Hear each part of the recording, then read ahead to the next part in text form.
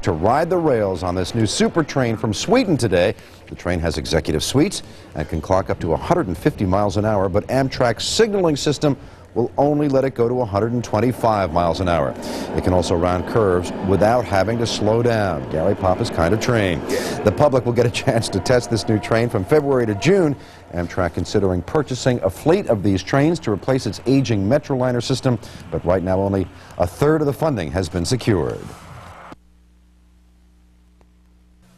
Time of travel delays, so wonderful to think about, perhaps cutting your travel time by about a third. Well, take a look at this.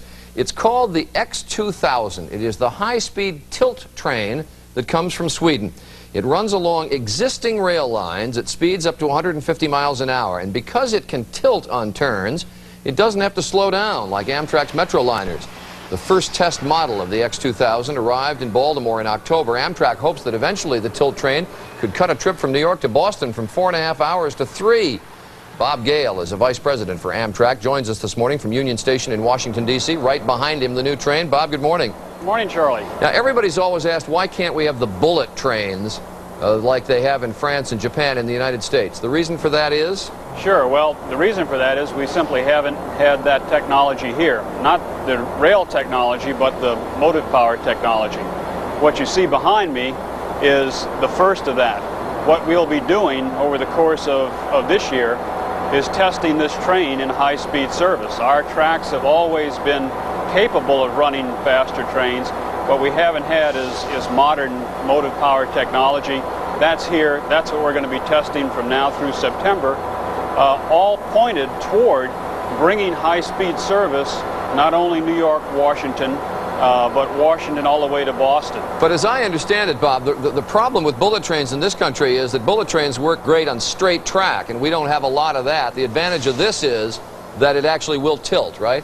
That's exactly right. That's what's special about the X2000. It has the ability to tilt into curves. It also has the ability... We can see it tilting behind you, yeah. Well, it's tilting now. Right. And that principally provides a remarkably comfortable ride for the customer.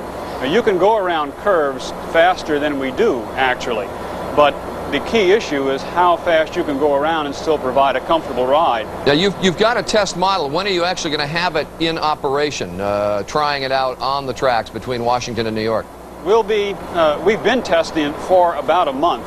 We'll continue some tests through January. We'll be doing a lot of public showings during the month of January from here all the way to Boston. Then from February to May, it's going to run on regular Metroliner schedules, one round trip a day for the period February 1st all the way through May, so that any customer that wants to ride it can call us up, book space on the X2000, and they can experience tilt technology for themselves firsthand. Get me on, would you, Bob? I'm dying to try it. Oh, you're invited. You're invited. What does the passenger feel? Well, remarkably, the passenger feels nothing. I've ridden it, and even though you know that it tilts and you can see it tilting, what it does, and does so perfectly, is eliminate the sensation of curves. Now, when you're on board, your greatest sensation is just that you have an incredibly smooth and incredibly quiet ride. You really don't notice the tilting at all, but what you do is you go around the curves anywhere from 35% to 45% faster than we can right now. Can you? I know the very curvy line is from New York to Boston. Can you put it on that line? Absolutely. In fact, that is what this equipment is positioned toward. There's a program now underway to bring electric service to the New York to Boston territory. That provides electrical power with which we can run electric trains. This program is designed to enable us to select a set of equipment that'll be ready when that line is ready. It's about a 5-year program, but when the line's ready, we want to have equipment that can take maximum advantage of that high-speed track, the high-speed power that we're going to put in place. All right, terrific. Bob Gale, appreciate it. I can't wait for my first ride. Sign me up for the opening day. I appreciate it. Our pole's gone and so is my bike. They lost 150 miles an hour. Amtrak put its train on the fast track today to show off its smooth ride. Because the train pivots on curves, it rides them faster and safer, Amtrak officials say. The train will trim about 15 minutes off the New York to Washington run. Very high-tech looking. Yeah, not a bad day for a train ride. No, that's right. train. It begins service between New York and Washington next week, and today a test run for politicians, reporters, and VIPs stopped in Wilmington. It is called the Tilt Train. It can reach speeds of 155 miles an hour by tilting while it makes turns on the tracks.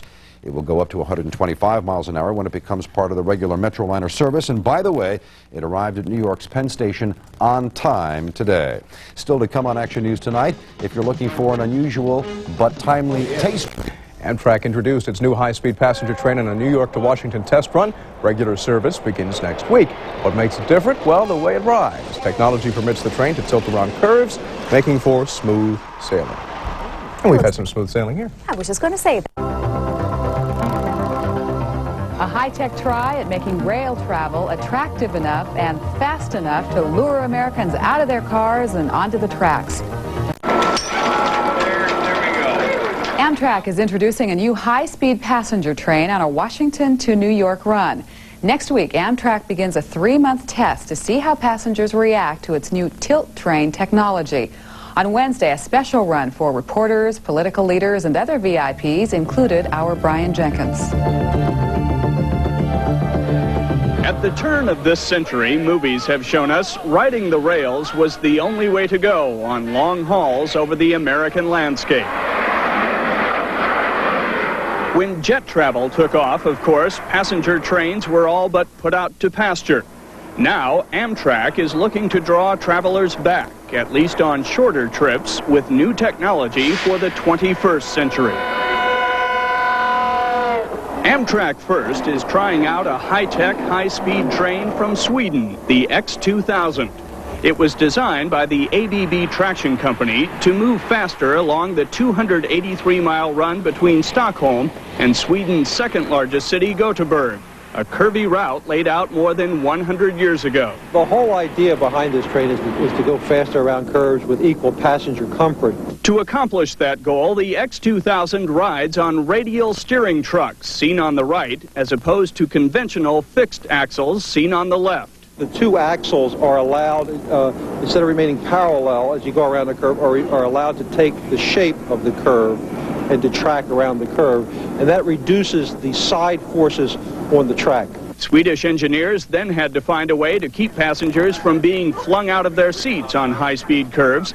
They came up with a computerized hydraulic tilting system triggered by sensors in the lead axle of the train to keep cars level as they round a bend. Based on the speed of the train and the radius of the curve, the computer program recognizes that the train is in a curve, and it instructs each car to tilt at the appropriate angle and in the right sequence as the train goes around the curve. But test runs found that completely eliminating the centrifugal pull on passengers left many feeling queasy. Viewing out the window, you had the horizon moving up and down, and you felt nothing.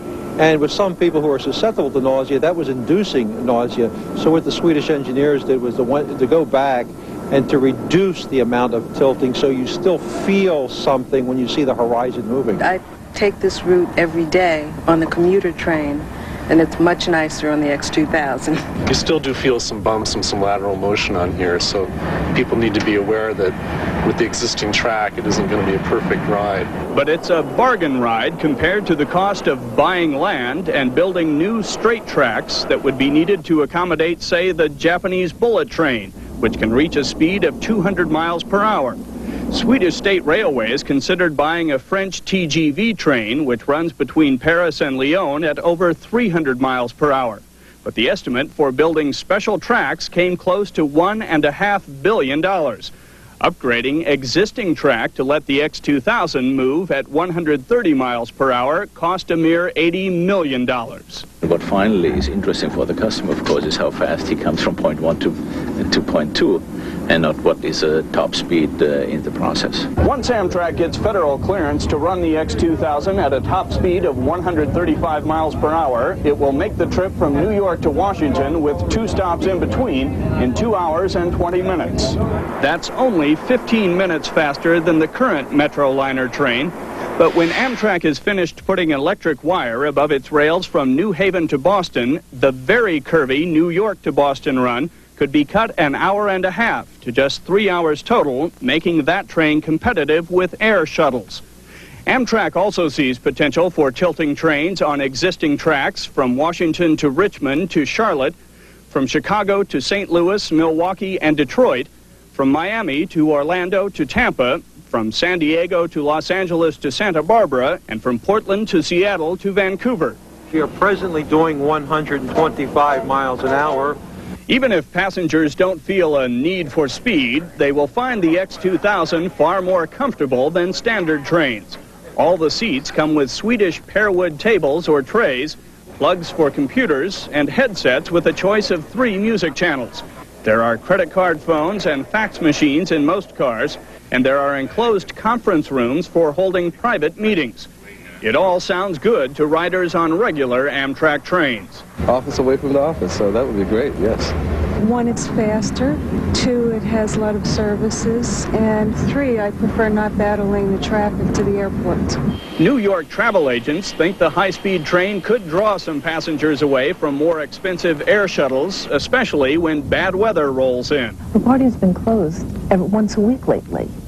And a lot of those shuttle people end up booking Amtrak to be assured that they're going. Jet fuel is wasteful, it's expensive, it's polluting, whereas electric rail travel is certainly not. And I think that for people who are having trouble making up their minds, or everything else being equal, I think you'll see a sway towards the train travel only because it's more ecologically sound. But transportation analysts question how quickly Americans could be persuaded to give up their preference for planes and try any of the faster trains. Europe, the average person deals with a train every day because that's one of the main ways to get between major cities because they're very close together. Whereas in the United States, if you're under 50 years old, you don't remember much about the railroads being a major mode of transportation. But Amtrak is betting that if Americans see they can get where they're going faster, cheaper, and in more comfort by rail, they'll flock back to a form of transportation that folks in Europe never forgot. Brian Jenkins, CNN, New York. The tilt train is not the only high-speed train scheduled for use in the United States. Florida has approved construction of a maglev, magnetic levitation train, in Orlando once a private consortium raises nearly $1 billion. A rail line to run a French TGV train has also been given a green light for construction in Texas, but it will require raising some $6 billion in private money. Well, you may want to grab a cup of coffee during this next break, because when we come back... Take the ICE, the new high-speed train that departs Hamburg once an hour and runs the length of Germany. Top speed, 156 miles an hour, or roughly 30 miles an hour quicker than America's fastest train. Inside, it's the kind of place where you might actually like to sit and read for a while. Or you can watch television, listen to stereos, and if you need to work, there are payphones and conference rooms. Up front, computer-driven controls. You know, the big thing to remember about it is this is not just kind of fun. If you can speed up transportation, you speed up productivity, and you speed up the effectiveness of your economy, and you speed up your standard of living. Every American I know would like to be riding in the train we're riding in at the moment. You're not going to ride in this train based on free enterprise in the United States. No such train will ever exist without government involvement. They can't be brought off simply by a private company. Why hasn't the American government been investing in infrastructure? Well, I think the answer is ever since the 1960s, we've simply let infrastructure in the United States slide. Why? Well, I think that's the great mystery as to why, you know, we're very consistent. If you look at the American family in the 80s, we saved less money than ever, which means the American family wasn't interested in its future. If you look at American business firms in the late 80s and early 90s, they're investing less in plant equipment than they have almost in their entire history. The American business firm doesn't seem to care about its future. And if you look at governments, they're putting less money into infrastructure and skills than they have at any time in their history, which means they don't care about their future. And I think that is the great American mystery. The German ICE isn't even the fastest train around.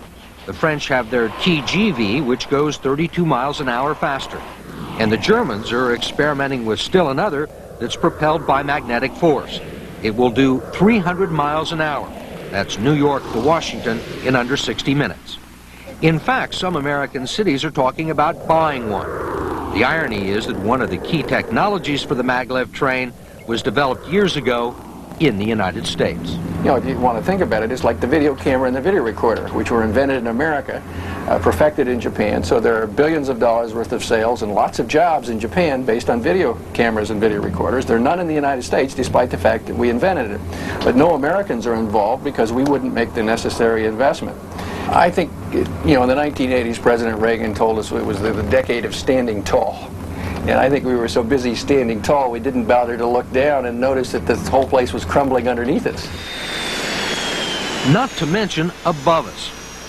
For the first time in just about 100 years, the United States becomes the second largest market in the world. And if you want to think of it like the Avis and Hertz ads, America is going to be number 2, and we're going to have to win by trying harder. We can't win simply because we're the biggest, because we won't be the biggest. Or the Conrail crossing on South Avenue in Glen Oldenboro. Authorities say the van was in a line of vehicles waiting behind a crossing gate when it suddenly pulled around and onto the tracks.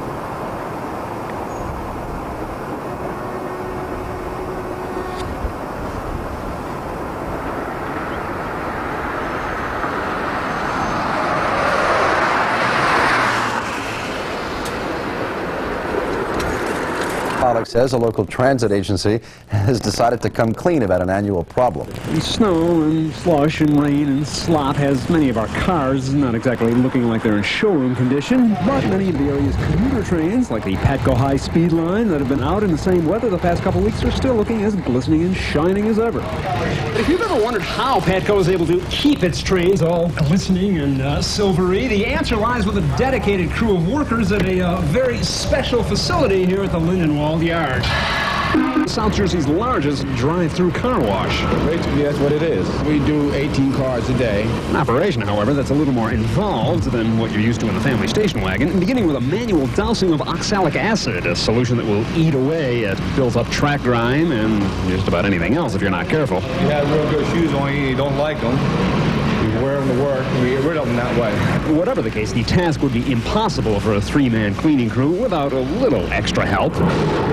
And after all, it is a method that's proven itself at the corner gas station for years. The tank holds 500 gallon there, I guess around about 150 gallon to a car, I guess something like that. Still, getting the average 6-car train the works inside and out can take up to 2 hours. They're that bad. Most of the time they're that bad. Sometimes down the track, the mud will fly up against it, and snow, you know, when there's snow, it's hard to clean, but in summertime, they're a little better to clean. You know? In any event, each and every car in PATCO's 121-car fleet is driven through the wash at least once every 7 days, ensuring a clean and comfortable ride for thousands of commuters, the result of a familiar technique and a crew of workers who don't rest until the job is done exactly right. Yo, guys! I asked for hot wax? Oh, no! God! From Lindenwold, Bring it back. This is Don Pollock, Channel 6 Action News. Nightline is next on Channel 6. It was a very bad accident. Here's ABC's Mark Potter. The accident occurred at mid-afternoon when the Amtrak Silver Streak hit a gasoline tanker truck at a crossing in Fort Lauderdale. Eyewitnesses say the impact ignited a fireball that could be seen for miles. 8 cars waiting at the crossing gates burned. 5 people in the cars and the truck driver were killed. About 15 people were treated on the scene or at hospitals for injuries. An eyewitness says the tanker truck tried to beat the train through the intersection, which was clearly marked. And he started crossover, he blew out the armed gate, and he got about halfway to 3/4 over, and an impact. When the train stopped, fire enveloped the dining car, which was empty. An Amtrak spokesman says the next car back, which did not burn, was full of passengers. Mark Potter, ABC News, Miami.